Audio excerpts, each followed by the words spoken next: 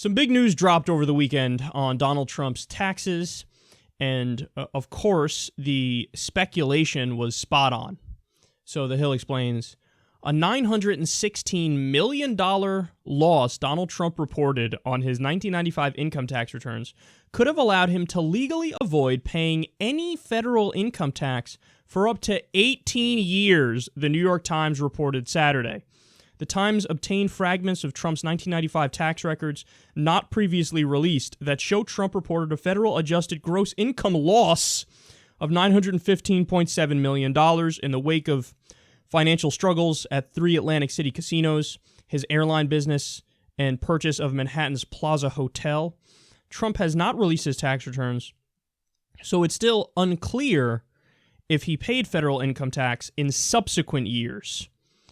Okay, so his campaign went on to say that Trump is, quote, a highly skilled businessman who has a fiduciary responsibility to his business, his family, and his employees to pay no more tax than legally required. So notice the little sleight of hand they did there, the little bait and switch move they did there. We're talking about his personal tax returns, individual tax returns, not his business tax returns, his. And he's like, well, look, I have a fiduciary responsibility to my shareholders in order to, make as much money as possible and pay as little in taxes as possible. Yeah, that's nice. We were talking about your personal tax returns, not your business ones. Yours. Guys, it's so brazen. Like, they think they could get away with anything. And, by the way, they largely do. Like, whatever they say, people just go, yeah, okay. It's a Trump explanation, but I guess it is what it is. So, most people are taking this story. In fact, maybe even all mainstream media outlets are taking this story, and they're harping away on the he paid no taxes angle to it. Where they're like, okay, it's 0%, 0%, 0%. You're paying taxes, he's not paying taxes. You're paying taxes, he's not paying taxes. Now, yeah, I guess there's a point there. But the real story is not that he paid no taxes. The real story is that he's apparently the worst businessman in human history. Dude, you're a negative billionaire. He's nearly a negative billionaire. In 1995, he's like, yeah, not only am I broke, I'm $1 billion in the hole. That's the angle of the story that people should be talking about. I got news for you guys. If you were in the hole, negative $1 billion, I would be arguing for you to pay no taxes either. Pretty sure you can't afford it. So that really is not the angle of the story. And look, this goes back to a larger conversation about how off the meter is of the media and Hillary Clinton's campaign when they try to attack Donald Trump. It's like they always swing and miss at softballs down the center of the plate. Like, so they're arguing like, yeah, no, but it's Donald Trump, he's so rich and he's paid 0% taxes. Actually, this would be the opposite of rich. You couldn't get less rich than he was. Now, understand, there is a point about how the rules of the game are rigged. Because it's rigged in a way where if you're part of that, elite class, so if you have enough money up front to begin with, well, then there's nice little accounting tricks to let you keep the same lifestyle. So, basically the idea behind the $916 million loss is that the government goes, that is such a big loss that we're going to basically let you write it off over an extended period of time. So you don't have to pay taxes over an extended period of time, where I don't know the amount of money per year that he can say, okay, I'm writing this off, but maybe it's a couple $100,000 or $100,000 or thereabouts. So it's basically a way where, and his creditors keep him afloat too, so let's understand that. When you know the right people, when you're a part of that elite group, well, then you just go, when you're in trouble, you just go in and say, okay, I need more money.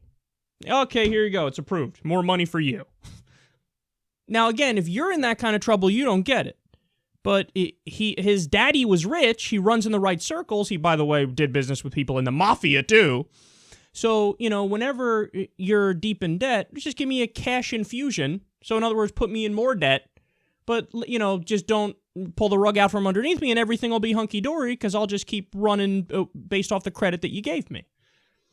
And that's what Donald Trump is. It's all a facade. He's been pumped up by other people, other rich people, and honestly, at this point, some of them are just too embarrassed to even, basically pull the rug out from underneath him and let everybody know I'm one of the idiots that invested in this guy. So it's like, it's all a facade. It's all a veneer. The dude, I said this last night, you were richer than him as a fetus. You were worth more. You're worth zero. He's nearly negative $1 billion. You're probably worth more than him now. And the most important point is, this is the guy who bragged repeatedly. I'm rich, tremendous, believe me. Let me just tell you, we're winning with my net worth and my wealth. Let me just tell you, believe me. So his whole argument, one of the cornerstones of his campaign was, I am such a good businessman, it'll make your head spin. And this is what we need for the country. It's what we need. Let me just tell you. Okay, well, the opposite is true. You're a disastrous businessman. There was Trump Steaks. You remember that? This was one of his companies. By the way, only sold at the Sharper Image. What? Who goes to the Sharper Image for steaks? That makes less than no sense. Only available at the Sharper Image. Trump Steaks went under. GoTrump.com. Like a hotel booking thing. Crashed and burned immediately. I think it was in business for a year. Trump Vodka went out of business. Trump Mortgage. He created a fucking mortgage company right before the bubble burst. Anybody who knows anything about economics, including me, was saying, oh, this is unsustainable growth. The fucking house prices, as Bill Maher famously said, you could look at a cardboard box in LA and it was going for $1 million. That's a bubble, bitch. That's gonna burst. Trump's like, oh, tremendous. Housing prices are high. Let me get in the marketplace. Oh, shit. There was a crash. So he was like, oh, Trump Mortgage, get rid of that. There was Trump Magazine. Tell me how that went. Trump the Board Game. Trump University. As we all know, a well-known fraud. The list goes on and on. These are failed businesses of his. He also had 6 business bankruptcies. Now, his dodge the whole time when talking about the bankruptcies is, I never went bankrupt. I never went bankrupt. I never went bankrupt. That's what he would say in the debates. You remember that? And he's actually right. Because what he's saying is, I never went through a personal bankruptcy. These were business bankruptcies. So I used the laws to my advantage, as he says, and I get away with no problem whatsoever. Sure, thousands of people may have lost their jobs and their livelihoods and can't put their kids through school and have trouble keeping the lights on, but hey, Daddy Trump's all right. So that was his dodge. That was his argument. Turns out, no. In the mid-90s, when he was already, full-bore braggadocio at every turn, a tremendous billionaire, rich, believe me, nearly $1 billion in debt because he's the worst businessman ever.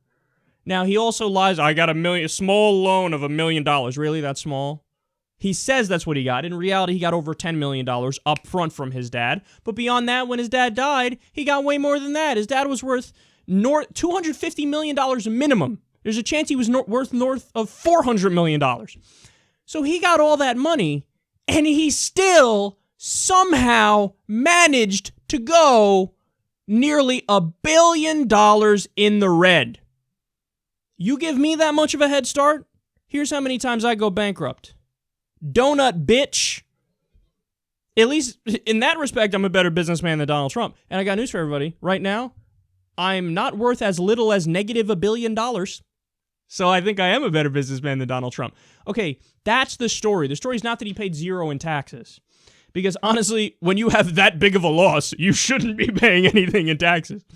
The story is, the guy really is a gigantic, epic, colossal, monumental, legendary loser.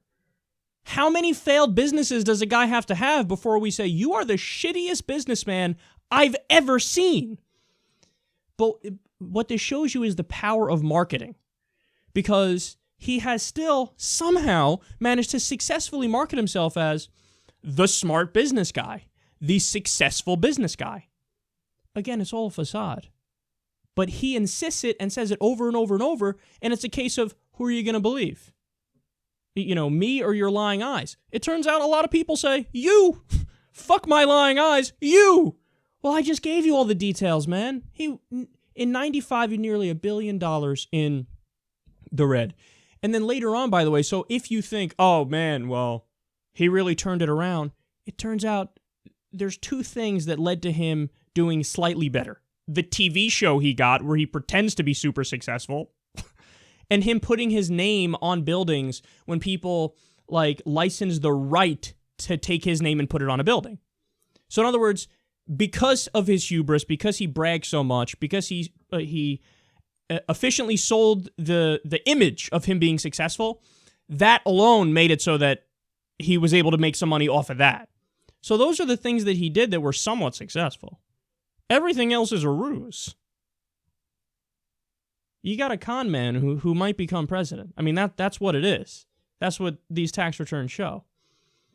And look, are you naive enough to think, I'm sure his finances today are what he says they are? Oh, really? What does he say? It's like $7 billion or some ridiculous number. By the way, Forbes, who calculates this stuff and, publishes stuff on it, in 1 year, they knocked nearly $1 billion off of what they had it at last time. So in other words, they read all the other stories about Trump and they're like, oh, yeah, it appears we may have overestimated his wealth. So the guy is a giant fraud. That's the story here. He's the worst businessman ever, and that's important when one of the main things about his campaign is, vote for me, I'm the best businessman ever.